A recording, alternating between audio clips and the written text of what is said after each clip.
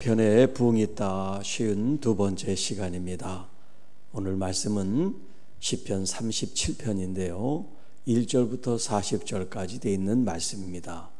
오늘은 첫 번째 시간으로 1절부터 11절에 있는 말씀을 우리 통해서 특별히 4절 여호와를 기뻐하는 것이 부흥이다, 여호와를 기뻐하는 것이 부흥이다 라는 제목으로 함께 말씀을 나누겠습니다.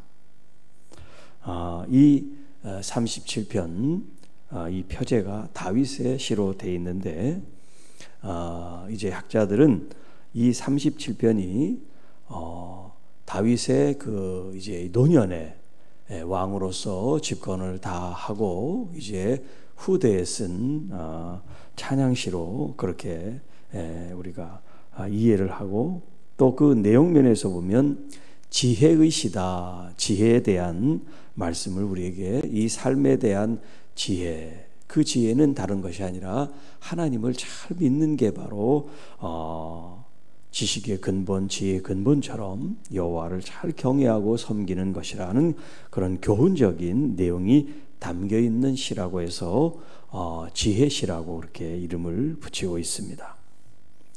자, 먼저 1절, 2절 말씀에는 악인에 대한 말씀이 나옵니다. 악을 행하는 자들 때문에 불평하지 말며 불의를 행하는 자들을 시기하지 말지어다. 왜냐하면 그들은 풀과 같이 속히 배임을 당할 것이며 푸른 채소같이 쇠잔할 것이기 때문이다. 지금 보이는 현상으로는 잘 사는 것 같고, 또 그들이 부유한 것 같고 권세와 권력을 누리니까 형통한 것 같아도 결국 풀처럼 그들이 쉽게 배임을 당하고, 또 푸른 채소가 금방 사가지는 것처럼 그들이 지금 잘 되고 있는 것이 잘 되고 있는 것이 아니라 하는 것을 알라고 하는 거예요. 그런데 왜 이런 말을 할까요? 사람들은 악이고 선이고 그것에 중요한 관점이 있는 것이 아니라 이 땅에서 성공해서 잘 살고 있느냐, 건강하게 행복하게 자기가 하고 싶은 일을 다 누리고 있느냐, 거기에 초점이 되어 있다 보니까 이렇게 하나님을 잘 믿는 사람도 믿지 않는 사람이 잘 되는 것을 부러워하고, 또 나는 왜 이렇게 하나님을 잘 믿는다고 하는데 되는 일이 없는가, 왜 원하는 대로 이루어지지 않는가 하는 그런 불평 속에 사는 사람들이 있기 때문에 다윗이 지금 하나님의 말씀을 선포합니다. 그들이 지금 보이는 것은 잘 되어지는 것 같지만 그렇지 않다는 거예요. 하나님께서 아직 그들을 심판하지 않아서 그렇지 그들은 풀처럼 채소처럼 금방 시들어버릴 것이라고 하는 것을 경고하며 노래합니다. 자, 반면에 하나님의 의로운 사람은 어떤 사람이어야 되느냐? 여호와를 의뢰하고 선을 행하는 사람, 땅에 머물러 사는 동안 그의 성실을 먹을거리로 삼는 사람, 그 사람이 하나님을 잘 믿는 사람이라는 거예요. 여호와를 의뢰한다는 것은 신뢰한다는 것이고 믿는다는 얘기입니다. 여러분, 우리가 의지하고 의뢰한다는 것은 믿음이 바탕으로 돼야지, 신뢰가 바탕으로 돼야지 내 모든 것들을 맡길 수가 있습니다. 여호와를 의뢰하라는 것은 주님만을 바라보고 나의 모든 것을 맡길 수 있어야 된다는 겁니다. 그래야 불평이 없고, 그래야 시기가 없고, 그래야 질투가 없는 거예요. 하나님께서 주시는 것으로만 내가 만족합니다.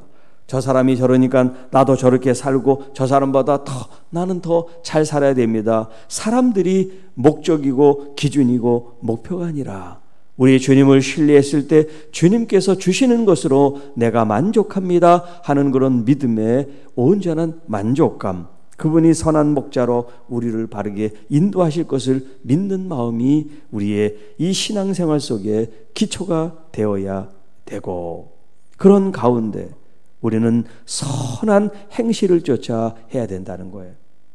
예를 들어서 투기를 해서 돈을 버는 사람들처럼 나도 저렇게 해서 돈을 벌어야지. 또 어떤 사람이 또 잘 되면 나도 그 방법을 따라 해야지. 그것이 바른 방법이 아니고 옳은 방법이 아닌데도 사람들은 그걸 쫓아내고 한단 말이에요. 자, 그래서 여기 선을 행하라. 이 선이라는 것은 토브라고 하는 히브리 말인데 하나님 보시기에 좋았다는 말이에요.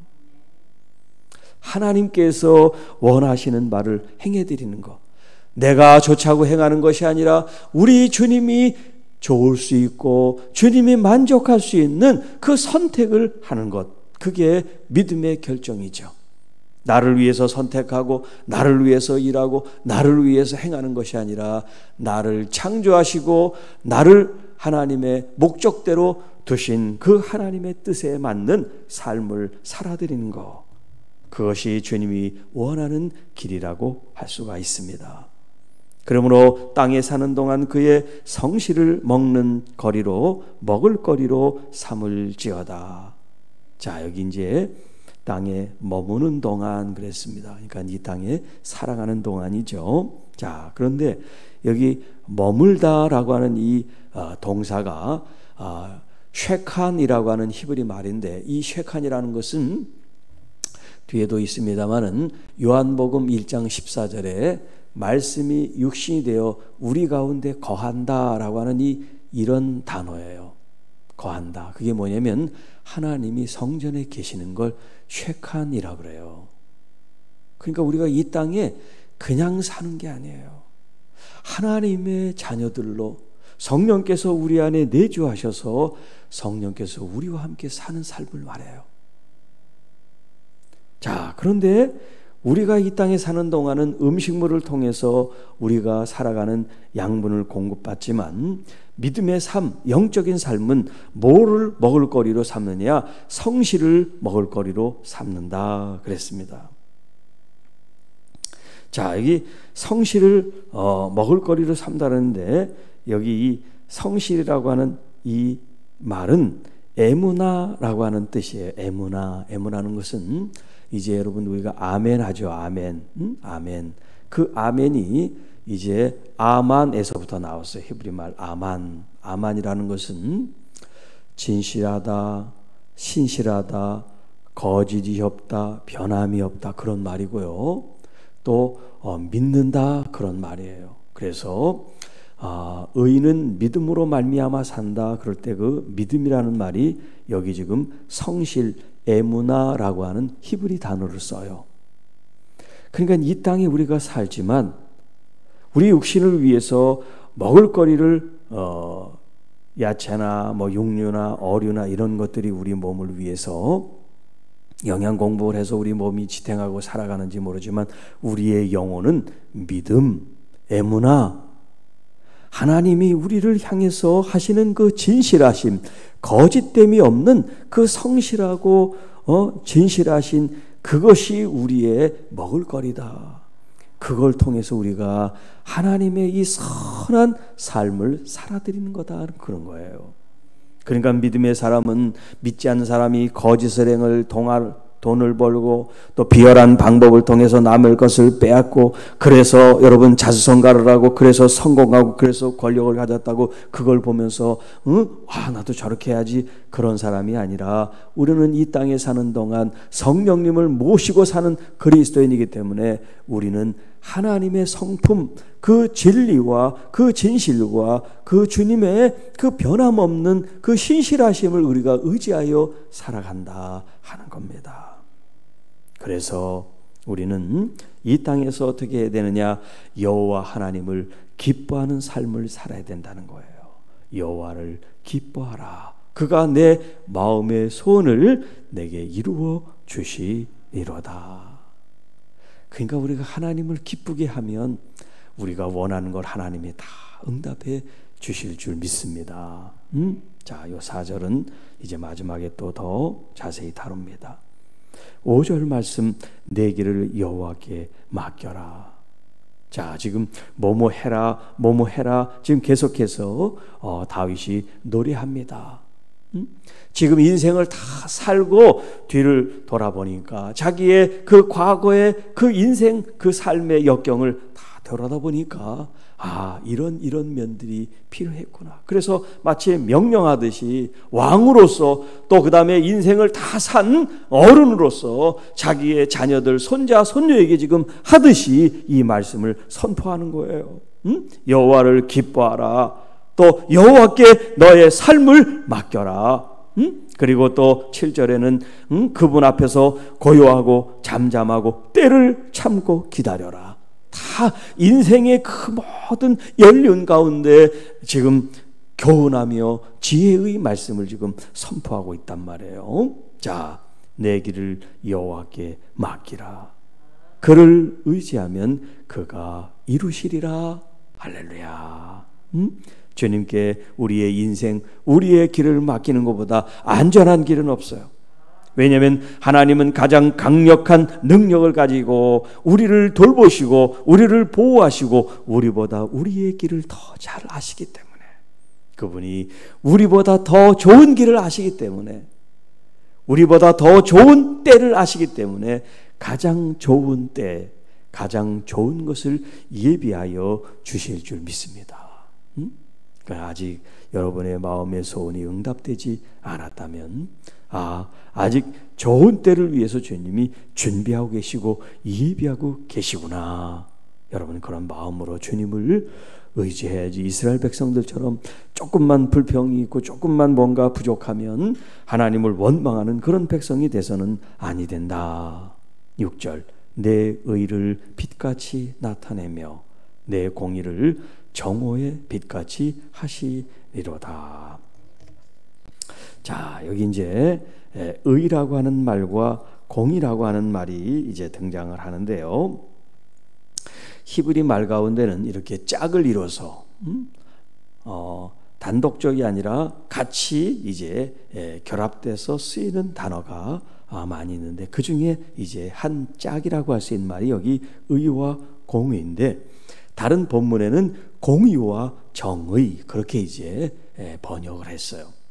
그래서 앞에 있는 건 공의, 뒤에 있는 건 정의. 그래서 앞에 있는 이 히브리 말은 우리가 너무나 잘 아는 체데크라고 하는 하나님의 의, 하나님의 공의를 말하고, 뒤에 있는 이 공의라고 하는 것은 정의인데 이건 미시파트라는 얘기예요. 그러니까 하나님의 의가 이 땅에 적용이 되는 것을 갖다 이제 미시파트라 그래요. 뭐 법령, 법규, 규범 이런 게 있죠. 하나님의 그 의는 이제 하나의 원리라고 하면 그 원리가 적용된 삶이 미시파트. 그게 이제 여기 공의로 번역이 됐죠. 다른 본문에는 정의로 번역이 돼 있어요. 그러니까 하나님의 이 의와 공의와 정의는 같이 간단 말이에요. 하나님의 그 의만 가르침만 있어서는 안 되고 그 가르침이 우리의 실생활에서 적용이 돼야 된단 말이에요. 적용. 그것이 이제 체데크와 미시파트라는 그런 말을 쓰고 있어요. 자, 그런데 하나님의 의가 이렇게 하나님을 의지하고 하나님을 믿고 그 인생을 따라가는 그 사람도 하나님의 그 의, 공의가 내 삶 속에 들어와서 그 의를 쫓아 할 때 마치 빛이 정오에 이런 빛이 비추듯이 그렇게 환한 하나님의 역사를 이루게 된다는 거예요. 자, 7절 여호와 앞에 잠잠하고 참고 기다리라. 자기 길이 형통하며 악한 꾀를 이루는 자 때문에 불평하지 말지니라. 자, 1절에 있는 말씀을 지금 반복하는 거예요. 이 땅에서 악한 사람들이 잘되고 흥하고 성공하는 것, 그게 진짜 잘되고 흥하고 성공한 것이 아니라 하나님께서 아직 손을 대지 않고 때를 기다리는 것이기 때문에 우리는 하나님을 바라보고 하나님 앞에서 참고 기다려야지, 이 세상 사람들을 보면서 배 아파하고 불평하면 안 된다는 거예요. 자, 여호와 앞에 잠잠하고 참고 기다리라는 것은 그냥 입 다물고 가만히 침묵하라는 게 아니에요. 뒤에서 하나님을 의뢰했죠. 그 앞에서 하나님을 의뢰하고 우리의 길을 맡겼잖아요. 그러니까 하나님께 맡겼으니까 기다려야지. 그 기다림은 뭐냐면 하나님이 하실 것을 지금 내가 바라보고 있는 그 소망을 지금 담고 있단 말이에요. 하나님께서 나를 더 바른 길로 인도해 내실 것에 대한 그런 기대와 또 기도를 해야죠. 기대감과 기도를 하면서 지금 소망을 바라보는 그 자세를 말하고 있어요. 자, 여기 잠잠히 기다린다는 이 말씀이 출애굽기 14장에 등장을 하는데 그것은 이제 이스라엘 백성들이 출애굽을 했어요. 그리고 이제 가나안 여정길에 들어섰을 때 그들이 첫 번째 만난 이 난관이 뭐냐면 홍해예요. 건너지 못할 강을 도래하고 있는 거예요. 그 앞에 지금 서 있는 거예요. 그런데 그들의 뒤에서는 애국 군대가 지금 추격하고 있어요. 앞으로도 나가지 못하고 뒤로도 가지 못하는 걸 진퇴양난이라고 그러죠. 그런 위기 속에 이스라엘 백성들이 이제 본 그 모습이 나오는 거예요. 모세한테 아니 그 애굽에 매장지 죽을 땅이 없어서 여기까지 우리를 끌고 와서 여기서 우리를 다 죽이려고 하느냐. 혈기가 나가지고 모세를 잡아 죽일 듯합니다. 그러니 모세는 얼마나 답답합니까? 자기가 홍해로 끌고 오려고 하나님께서 인도하니까 왔는데 이런 일이 생긴 거예요. 그러면 한 모세가 어떻게 해야 되겠습니까? 하나님께 무릎 꿇고 기도해야죠. 그래 하나님께서 그러시는 거야. 모세야 지금은 기도할 때가 아니다. 지팡이를 들고 선포하여 앞으로 나가라. 그런 말씀을 하세요. 그런 말씀을 하시면서 이제 하신 말씀이 여기 출애굽기 14장 13절에 나오는데요. 모세가 백성에게 이르되 너희는 두려워하지 말고 가만히 서서 여호와께서 오늘 너희를 위하여 행하시는 구원을 보라. 너희가 오늘 본 애굽 사람을 영원히 보지 못하리라. 14절에는 여호와께서 너희를 위하여 싸우시리니 너희는 가만히 있을지어다. 우리가 할 일이 있고 하나님께서 하실 일이 있다. 이걸 우리가 잘 분별하는 게 중요하죠. 하나님께서 우리로 하여금 하라 그러는데도 우리가 가만히 있으면 안 되고 내가 할 테니까 너희들은 가만히 있어 그러는데 또 우리가 해도 안 되고 하나님이 하실 때인지 우리가 해야 될 때인지를 우리가 잘 아는 거 얼마나 중요한지 몰라요. 때때로 많은 경우에 우리가 서둘러서 할 것이 아니라 잠잠히 하나님이 하실 것을 바라보는 그 자세가 필요하다는 거예요. 이 기대감과 소망에 대해서 사도 바울은 빌립보 1장 20절 21절에 이렇게 표현합니다. 나의 간절한 기대와 소망을 따라 아무 일에든지 부끄러워하지 아니하고 지금도 전과 같이 온전히 담대하여 살든지 죽든지 내 몸에서 그리스도가 존귀하게 되게 하려 하나니 내가 사는 것이 그리스도니 죽는 것도 유익함이라. 악인이 잘 되는 걸 부러워할 것이 아니라 정말 우리 안에 그리스도가 존귀히 영광을 받는 것이 우리의 삶의 제1차 목표가 된다는 것을 기억하라는 거예요. 그리고 그분에 대한 기대와 소망을 가지고 하나님을 바라보면 하나님께서 그런 역사를 이루신다. 8절 분을 그치고 노를 버리며 불평하지 말아라. 오히려 악을 만들 뿐이라. 여러분 우리가 화를 내고 노여하고 불평하고 불만하고 시기와 질투에 살면 그게 뭐냐면 전부 다 죄를 만드는 거예요. 악을 만드는 거예요. 하나님의 사람은 악을 미워하고 죄를 버리고 주님의 그 성품과 주님이 창조하신 그 본래 모습 주님이 원하시고 바라시고 보시기에 좋은 선을 쫓는 사람인데 악을 쫓아서는 안 되기 때문에 지금 이 왕 다윗이 백성들에게 지금 지혜의 말을 하고 있는 거예요. 그래서 다른 본문에는 화를 품어도 그 다음 날까지 화를 품지 마라. 그러니까 그날 화를 풀어야지 꽁 해가지고 그것을 악으로 죄로 연결시켜서 발전시키면 안 된다 하는 말씀이에요. 진실로 악을 행하는 자들은 끊어질 것이나 여호와를 소망하는 자는 땅을 차지하리라. 다윗이 인생을 다 살고 보니까 결국 악인들은 말하고 하나님을 소망하는 의로운 사람, 여호와를 경외하고 여호와를 의뢰하는 사람은 결국 이 땅에서 장수하게 되고 하나님의 주신 복을 누리게 되더라 하는 거예요. 잠시 후에 악인은 없어지리니 내가 그곳을 자세히 살필지라도 찾을 수가 없게 된다는 거예요.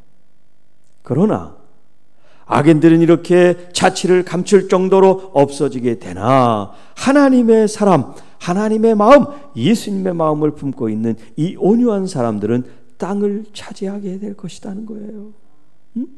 9절에서도 여호와를 소망하는 사람이 땅을 차지한다고 말씀했는데 여기 11절에 또 반복합니다. 온유한 자, 그는 땅을 차지하게 될 것이고 풍성한 화평으로 즐거워할 것입니다. 그러니까 여호와를 소망하는 사람이나 온유한 사람이나 여호와를 의뢰하고 기뻐하고 자기의 모든 것을 맡기는 사람이나 다 같은 사람이죠. 그 사람은 하나님이 주신 땅 기업을 이 땅에서 누리게 된다 하는 말씀이에요. 이 말씀이 예수님이 산상수훈에 말씀하시죠. 마태복음 5장 5절에 온유한 자는 복이 있나니 그들이 땅을 기업으로 받을 것이다. 자, 여기 땅이라고 할 때 지금 우리가 살고 있는 이 삶의 터전인 이 땅에 대한 말씀이 아니라, 자, 이스라엘 백성들에게 이 땅이라고 하는 것은 너무너무 중요한 개념이에요. 왜 그러냐면 그들은 땅이 없는 백성이에요.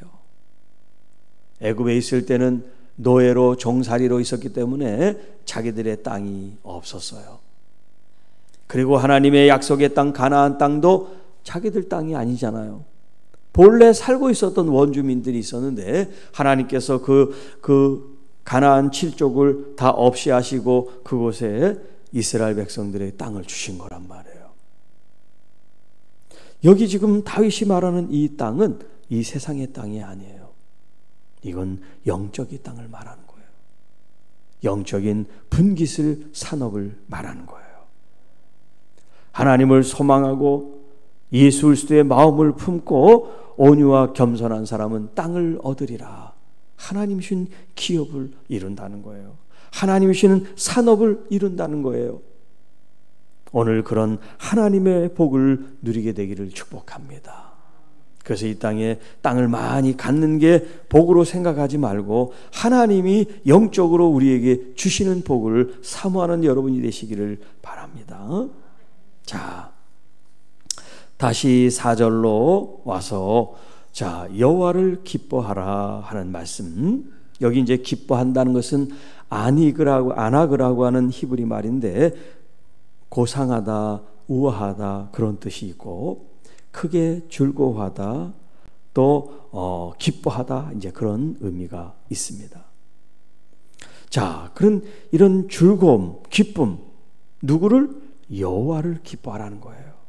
여호와 하나님을 기뻐하라.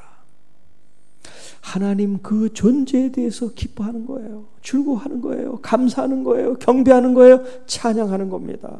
하나님 그분을 생각할 때마다 여러분 정말 어떤 그런 마음 감정이 올라옵니까? 하나님을 생각하면 화가 나, 짜증이 나.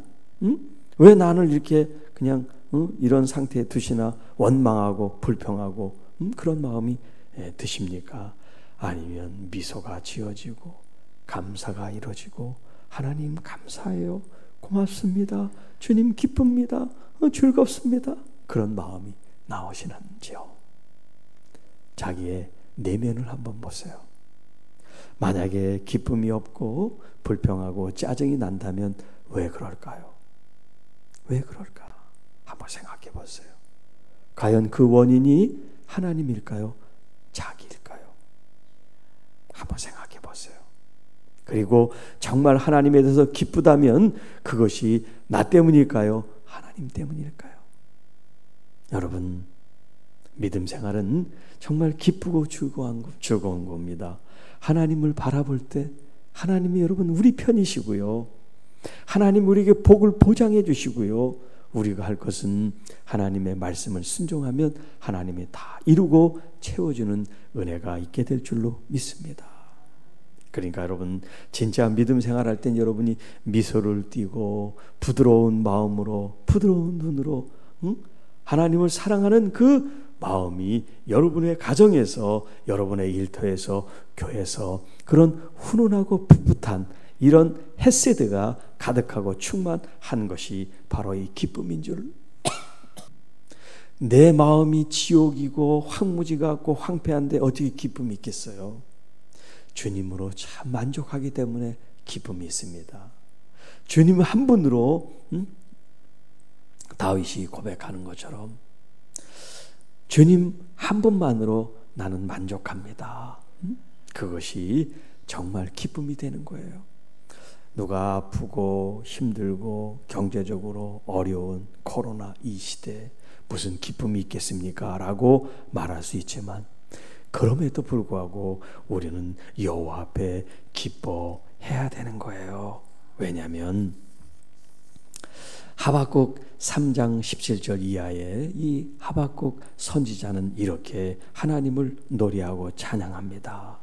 비록 무화과 나무가 무성하지 못하고 포도나무에 열매가 없으며 감람나무에 소출이 없고 밭에 먹을 것이 없으며 우리의 양이 없고 외양간에 소가 없을지라도 나는 여호와로 말미암아 즐거워합니다.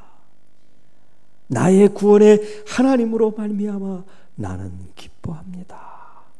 주 여호와는 나의 힘이시기 때문에 그렇습니다. 나의 발을 사슴과 같게 하사 나를 높은 곳에 다니게도 하시고 계십니다. 할렐루야. 하나님을 신뢰하고 의지하세요. 그래서 시편 68편 3절에는 의인은 기뻐하며 하나님 앞에서 뛰놀고 기뻐하고 즐거워할지어다. 여기 한 절인데 기쁘고 즐겁다가 3번씩이나 나오고 또 하나님 앞에서 뛰논다는 거예요. 춤추고 노래하면서 그 기쁨을 표현하는 사람이 의로운 사람이다. 예수님께서 공생애를 시작하기 전에 아주 놀라운 말씀을 듣습니다. 마태복음 3장 17절 말씀, 하늘로부터 소리가 있어 말씀하시되 이는 내 사랑하는 아들이요 내 기뻐하는 자라 하시니라. 여러분, 예수님께서도 이 세상에서 하나님의 이 사역, 하나님의 삶을 살아드리기 위해서 하나님의 메시지를 받습니다. 내가 너를 사랑하노라. 너는 내 기뻐하는 아들이다. 할렐루야.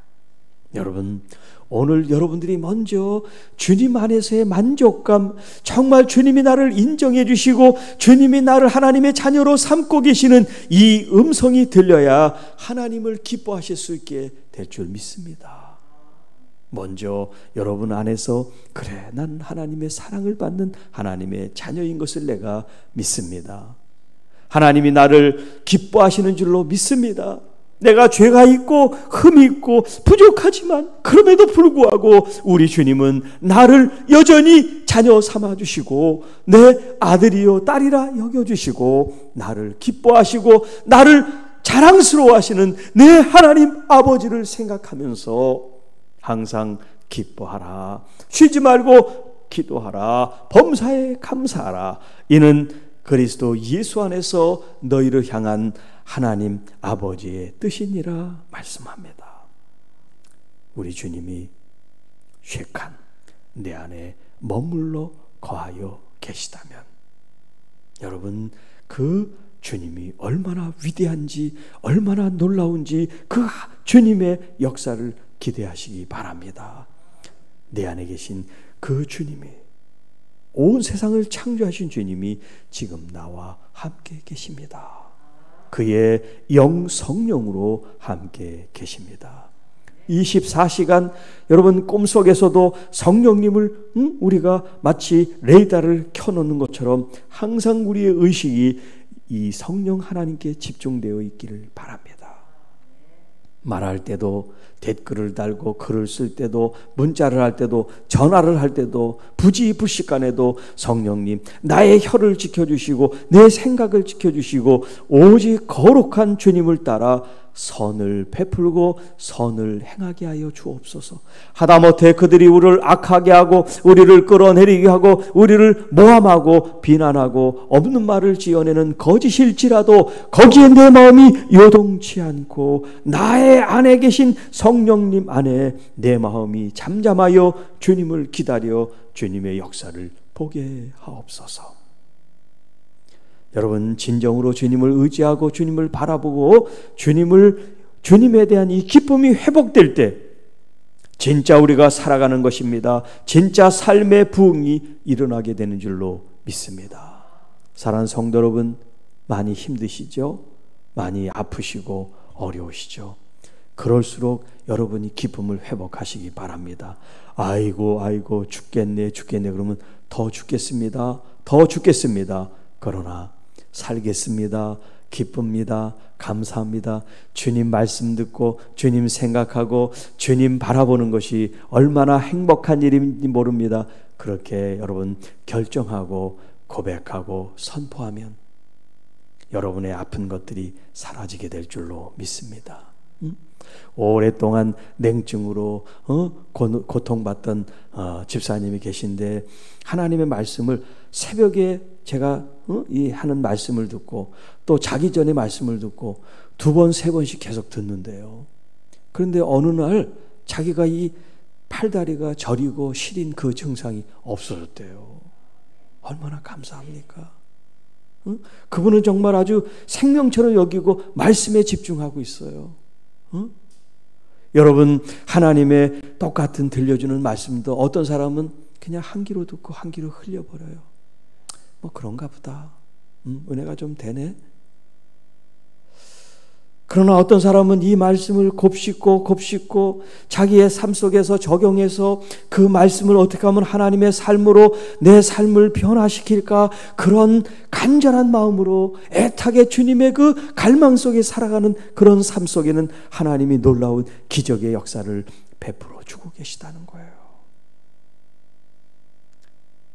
오늘 여러분 제가 한 말씀을 잘 들어라 그런 말이 아니고 하나님의 주시는 그 음성에 여러분 마음을 초점을 두시고 그 주님을 정말 기뻐하고 그 주님을 정말 신뢰하고 그 주님께 여러분을 맡길 때 여러분 삶 속에 진짜 하늘의 부흥이 이 땅에 임하게 된다.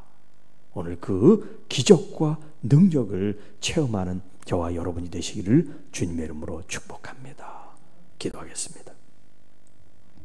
하나님 아버지 감사합니다.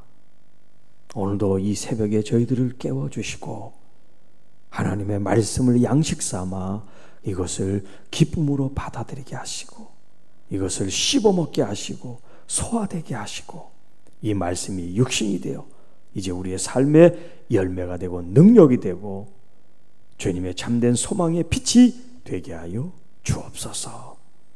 시편에 부흥이 있다. 이 말씀을 시작하신 여호와 하나님, 이 말씀을 듣는 모든 하나님의 자녀들 속에 하나님이 주고자 하시는 부흥을 경험케 하여 주옵소서. 주님께서 주시고자 하시는 그런 은혜와 복을 허락해 주시옵소서.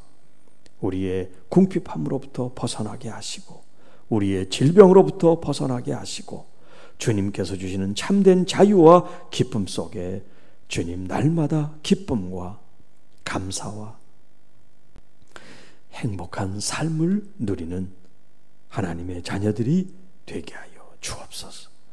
오늘 하루도 믿음으로 시작합니다. 성령님을 의지하며 성령님께 초점을 맞추며 그 세미한 음성을 귀 기울이며 주님 열매 맺게 하시고 주님의 뜻이 이 땅에 이루어지게 하옵소서. 이 모든 말씀 우리를 구원해 주신 우리 주 예수님의 이름으로 감사하며 축복하며 기도하옵나이다.